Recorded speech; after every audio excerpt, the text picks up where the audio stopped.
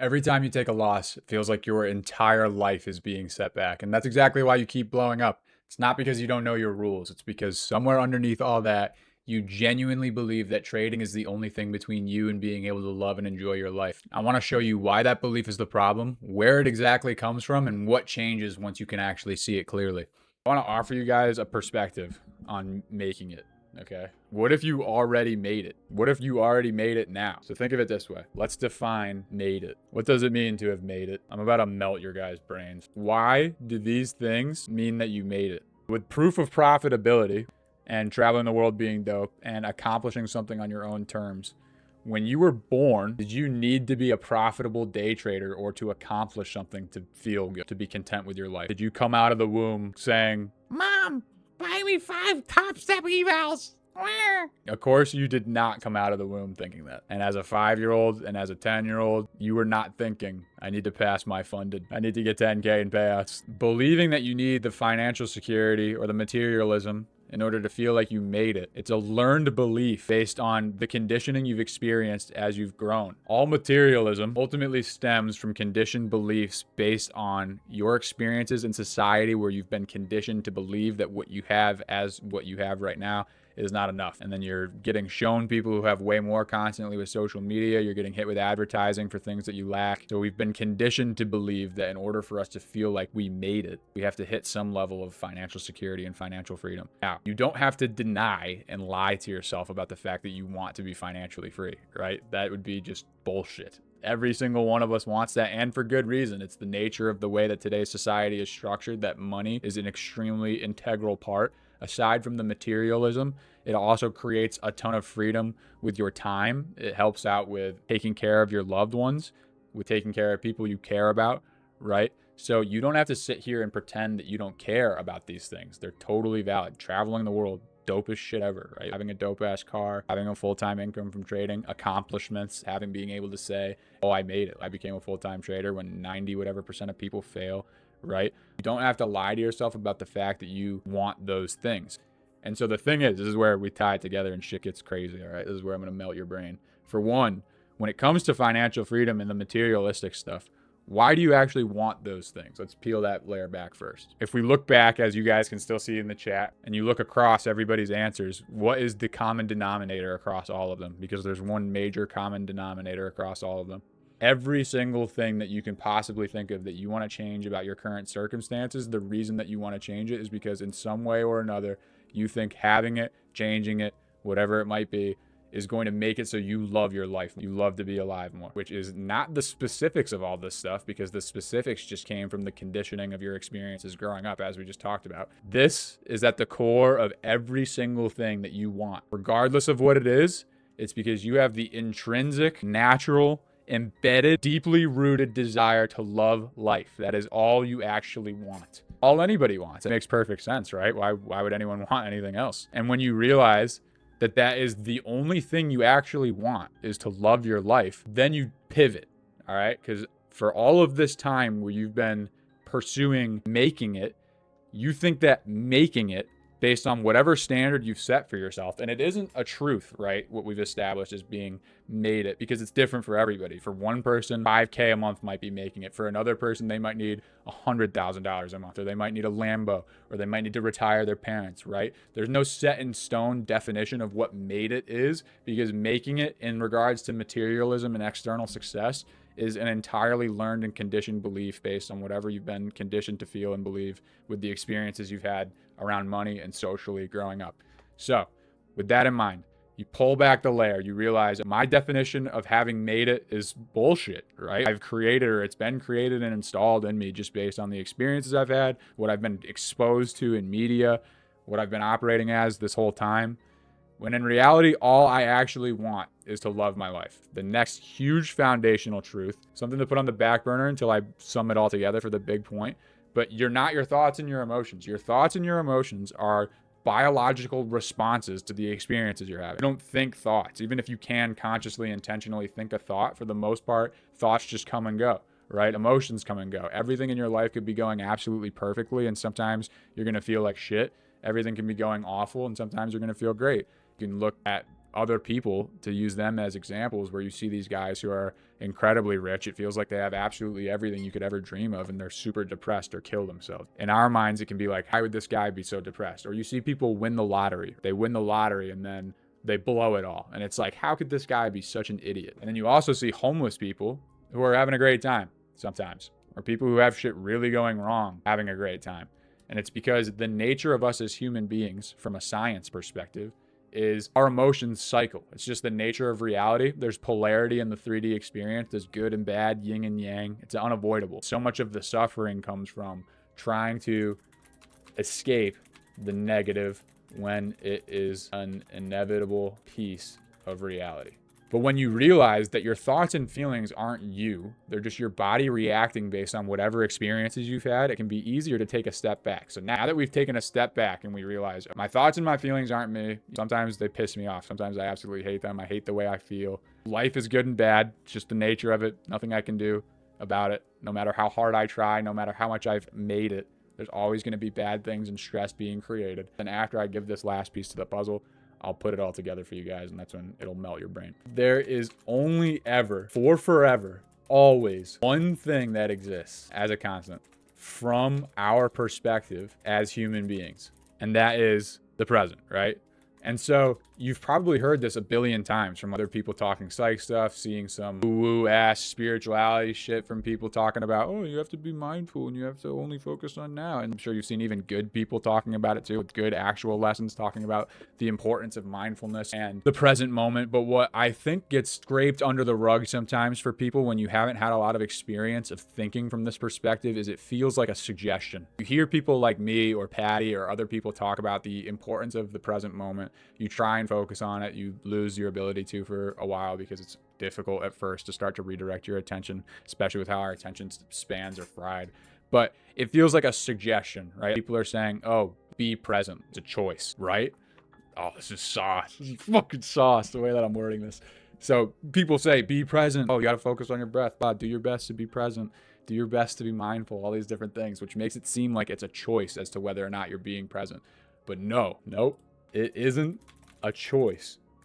You are, whether you pay attention to it or not, whether you're focusing on it or not, even if you're choosing to direct your attention elsewhere, you are present. It might not feel like it. Your mind might be off in whatever fantasy land, thinking of the past or the future, but regardless of where it is that you're directing your attention, you are always present and you always will be forever. There's no two ways about it. As human beings, we are perpetually stuck experiencing life from the perspective of the present moment. There's never been a single moment in your entire life that you've lived outside of the present moment. Every single moment of your entire existence, from the day you were born to the day you died.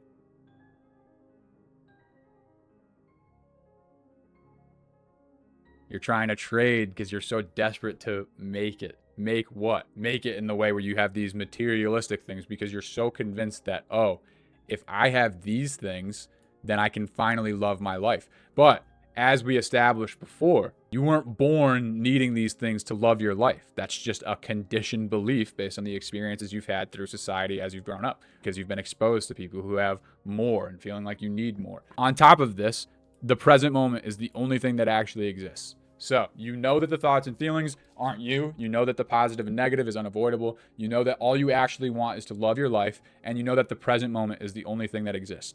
So now what we have to define, lastly, before it all comes together really well, is what does it mean to love life?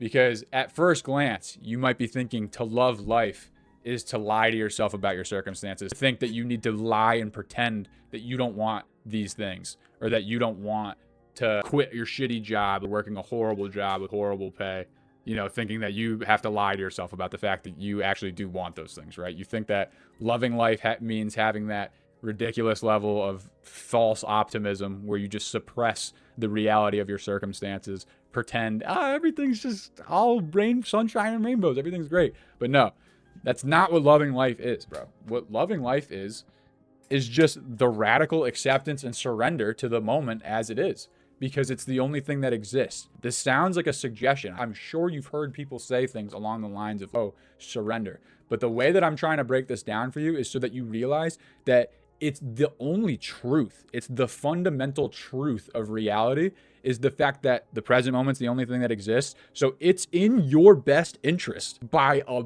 billion. There's no more important thing that you could do for yourself than learn to surrender to the moment as it is, and from there have an attitude of loving life unconditionally. And to love life doesn't mean to have that fake optimism. It just means to be accepting and surrendering to things as they are. And in doing so, you become infinitely more likely to be capable of accomplishing the things that you want to accomplish. Because imagine if, when you're trading, instead of trading to make it, instead of trading and making it so the stakes are your ability to love life, because that's what everyone does. This is the big hammer home point that you really need to understand, is you guys, and still me sometimes, still Pat and Blake sometimes, still Ronan, still everybody, because it's just human nature. Everybody makes it so the stakes of your trading is not your funded account. Because if it was really just your funded account, do you really think you're going to give that much of a shit about losing what, maybe 50 or $100 or whatever? Is it so bad that it makes it so that you're depressed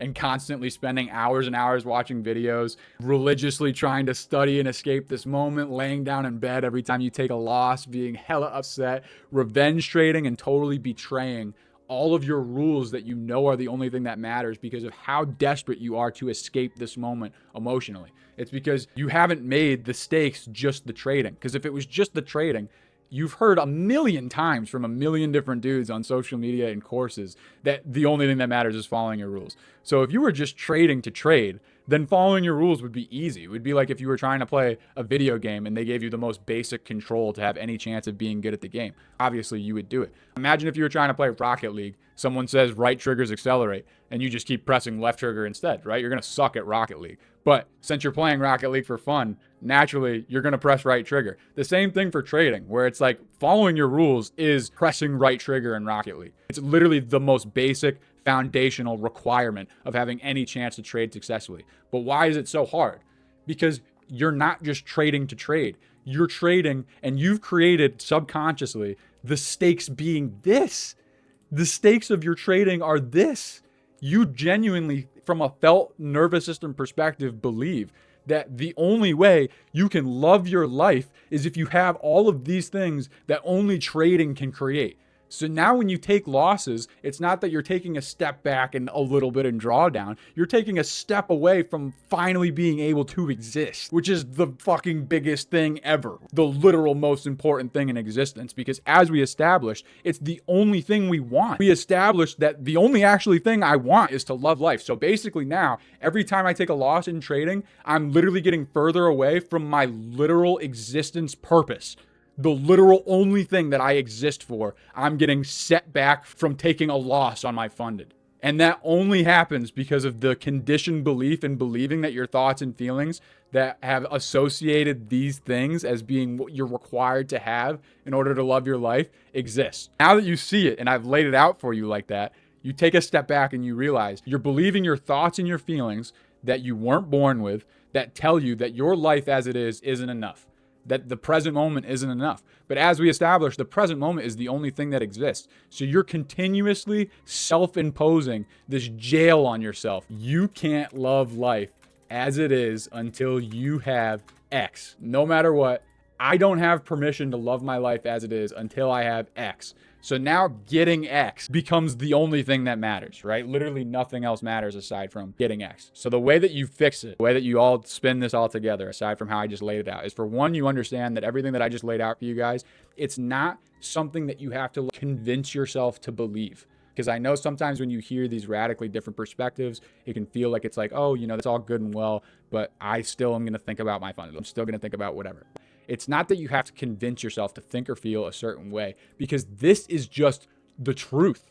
This is literally just the nature of reality, is all of this, is that the present moment isn't real. You're an animal who has a nervous system and emotions that are going to cycle through good and bad no matter what. Life in the present moment is the only thing that exists, and the escape or attempt to escape the present moment is the problem. It literally doesn't matter how bad your life gets, because guess what? What exists? The present moment. And guess what your life right now is? Trading New York AM, no life outside of work, only seeing your girl on Saturdays, not getting to see friends, wake up, trade, work, sleep, repeat. That's what exists for you right now. There's no two ways about it. That's literally, as you just described in detail, what actively is the only thing that exists. So what is in your best interest?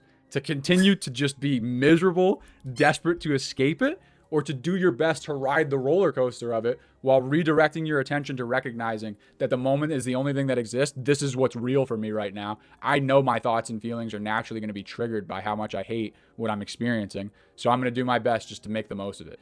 Because what other choice do you have? Only choice you have with negative circumstances is either to look at it through the lens of what I'm describing to you, or just go about it the way you've been going about it, internally bitching all the time and feeling sorry for yourself about how much you hate your life and feeling absolutely desperate to get out of it, which then translates to you emotionally trading because you're so convinced that having success with trading is somehow going to negate years of nervous system conditioning and emotions, when in reality, even if all of the shit fell on your lap right now and you got to quit your job, would your stress lower? Sure. Yeah, it would. Less stressful to be rich as fuck than it is to be working a 9 to 5. But bro, it would not be as different as you think it would be because it's not the nature of how we work. Not like a belief thing. You know, people say something like, oh, if I had $1 million, then I would feel unbelievable. And so this brings us all the way back to when I mentioned the people that win the lottery and then end up losing all of it. And it feels like this incomprehensible, stupid thing where you're like, how the fuck? Like, I would never blow all that bread.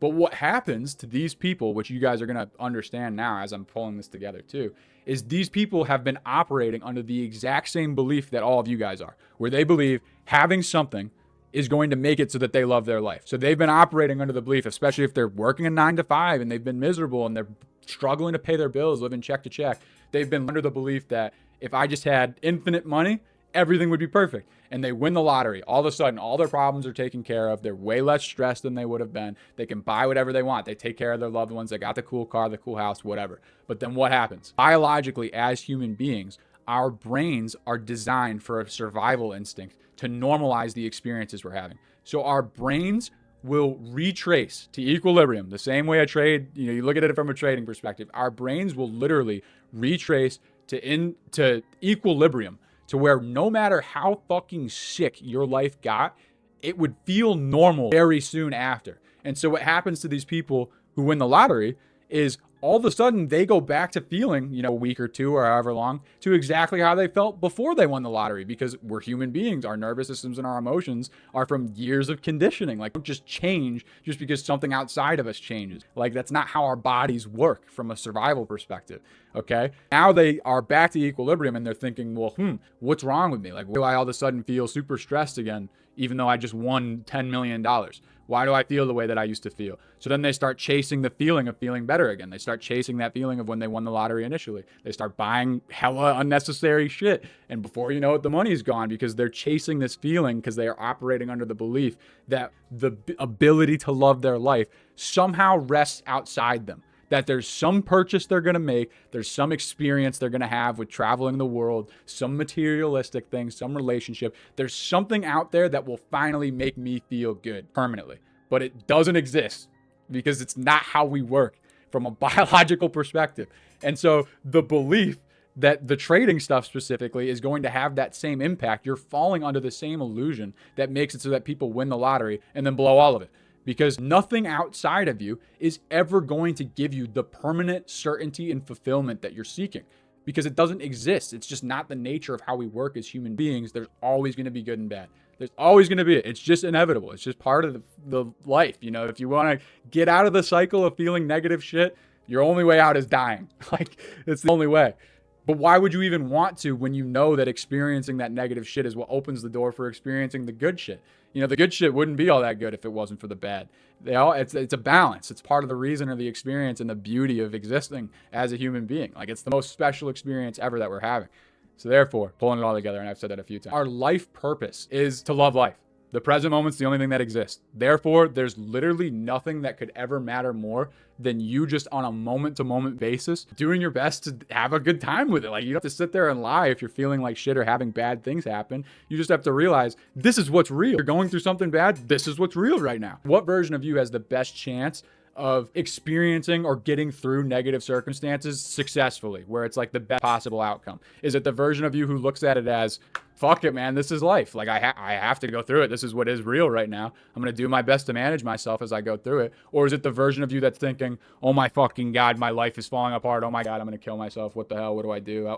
Maybe I should try smoking weed every day to make myself feel better. Maybe I should try drinking. Maybe I should try getting a new girlfriend. Maybe I should try getting 5 girlfriends. Maybe I need to hit payouts. Maybe I need to make 100K in a month. Maybe I need to fucking jump off a building. Which one of you has the best chance of coming out of that in the best case scenario? Obviously the person who is going to be spending their time doing their best, regulating themselves and recognizing this is life. This is what I got. Might as well play the cards that I'm currently being dealt to the best of my ability. Win or lose, that's what's long-term going to make it so you have the best chance of winning the poker game of life, right? And it's also going to drastically increase your general quality of life because now, instead of you desperately trying to escape the moment all the time, you realize the moment is home. It's home, bro. Like the present moment is home.